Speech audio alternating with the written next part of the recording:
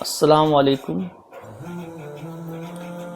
آپ سبھی کو اور آپ کے پریوار والوں کو، سبھی چھوٹے بڑوں کو، بچوں کو، بزرگوں کو، اہل دین والوں کو اور تمام جو لوگ ہیں ان سب لوگوں کو میری طرف سے عید مبارک. اسلام کے اندر جب عید آتی ہے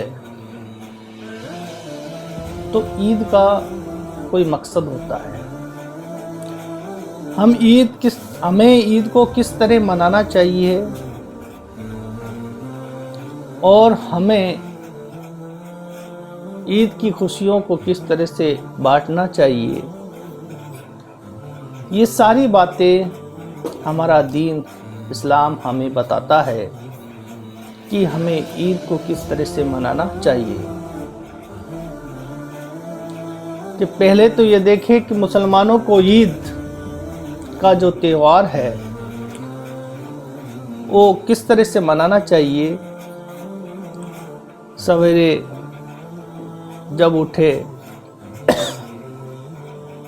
تو فجر کی نماز ادا کرنی ہے. فجر کی نماز ادا کرنے کے بعد دوبارہ سے عید کی تیاریاں شروع کرنی ہے. غسل کرنا ہے، نئے لباس سے اپنے آپ کو آراستہ کرنا ہے، خوشبو لگانی ہے اور پھر عیدگاہ کے لیے، عید کی نماز کی تیاری کے لیے عیدگاہ کو جانا ہے.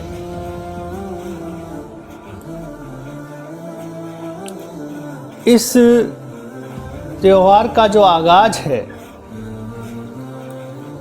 اللہ تبارک و تعالی کی عبادت سے ہو رہا ہے. جو تہوار کا آغاز، عید کے تہوار کا آغاز اللہ تبارک و تعالی کی عبادت سے ہو رہا ہے. اور عید کو کب منایا جا رہا ہے؟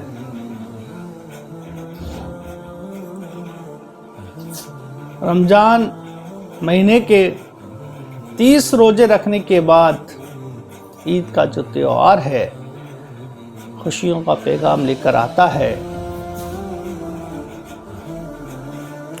اور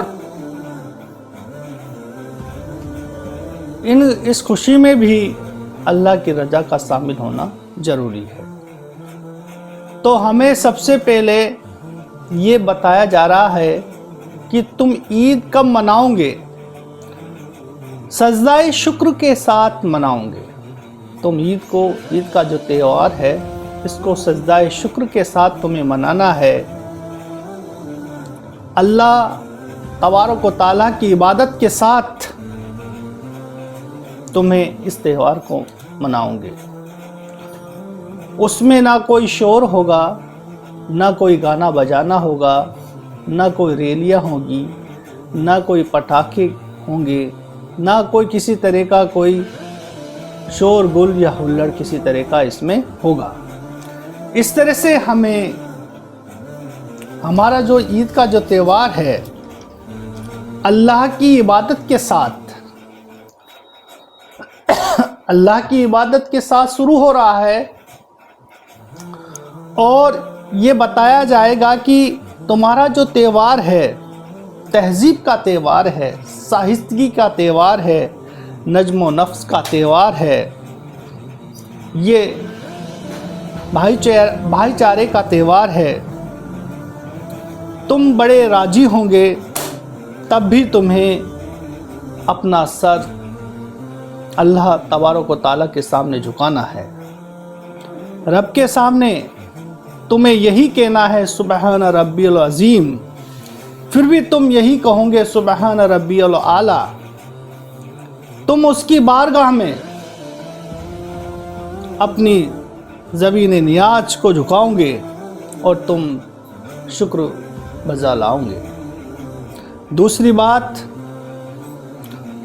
تمہارے پاس جو عید کا جو دن آیا ہے یہ اجتماعیت کا دن ہے۔ جب آپ صف میں کھڑے ہوں گے تو عید کے لیے، عید کی نماز کے لیے نہ کوئی امیر ہوگا نہ کوئی غریب ہوگا۔ ایسا تھوڑی ہوتا ہے کہ امیروں کی صفیں الگ، غریبوں کی صفیں الگ، امیر و فقراء کی صفیں الگ الگ، خاندان والوں کی صفیں الگ، بڑے جو قبیلے ہیں ان کی صفیں الگ، چھوٹے قبیلے والوں کی صفیں الگ۔ ایسا نہیں ہے، اس میں سب برابر ہے۔ ایک ہی صف میں کھڑے ہو گئے محمود و ایاز، نہ کوئی بندہ رہا نہ کوئی بندہ نواز۔ اللہ کی نظر میں سب کیا ہے؟ برابر ہے، نہ کوئی چھوٹا ہے نہ کوئی بڑا ہے۔ عید کا جو تہوار ہے ہمارا، اس میں چھوٹے بڑے سب کو ساتھ میں شامل کر کے اپنی خوشیوں میں سب کو شریک کرنے کا تہوار ہے۔ یعنی کہ ہمارا جو تہوار ہے، عید کا جو تہوار ہے، یہ اجتماعیت کا پیغام دیتا ہے، یہ قومی یکجہتی کا پیغام دیتا ہے، یہ ملت کو ایک کرنے کا پیغام دیتا ہے، یہ پیغام دیتا ہے کہ ہم نبی پاک صلی اللہ علیہ وسلم کی امت ہے اور ہم ایک ہیں۔ صاحب محتاج غنی سب ایک ہوئے، صاحب و محتاج و غنی سب ایک ہوئے، اور تیری سرکار میں پہنچے تو سب ایک ہوئے۔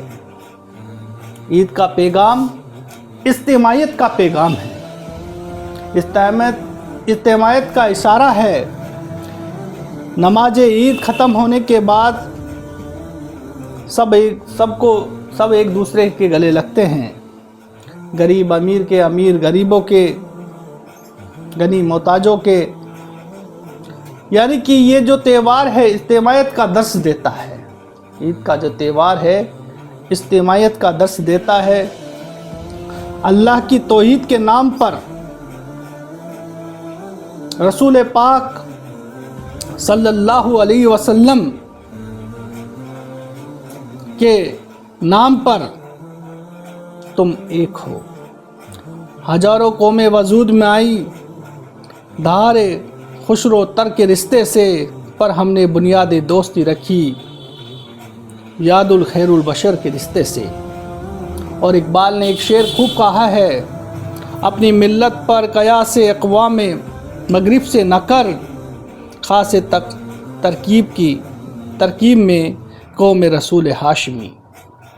یعنی کہ یہ قوم جو ہاشمی ہے، یہ رسول پاک صلی اللہ علیہ وسلم کی امت ہے، یہ نماز پڑھ رہے ہیں، آپس میں گلے مل رہے ہیں، ان میں ایک ہی تعارف ہے، یہ رسول ہاشمی کی قوم ہے، یہ رسول ہاشمی کی قوم ہے۔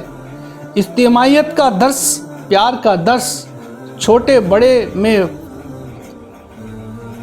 فرق نہ کرنا، تفریق کو ختم کرنے کا درس، امیر اور غریب کی تفریق کو مٹانے کا درس کا نام ہی عید ہے۔ تو پھر سے میری طرف سے آپ سب لوگوں کو عید کی مبارکباد میں پیش کرتا ہوں، تہ دل سے آپ سبھی کو عید کی مبارکباد۔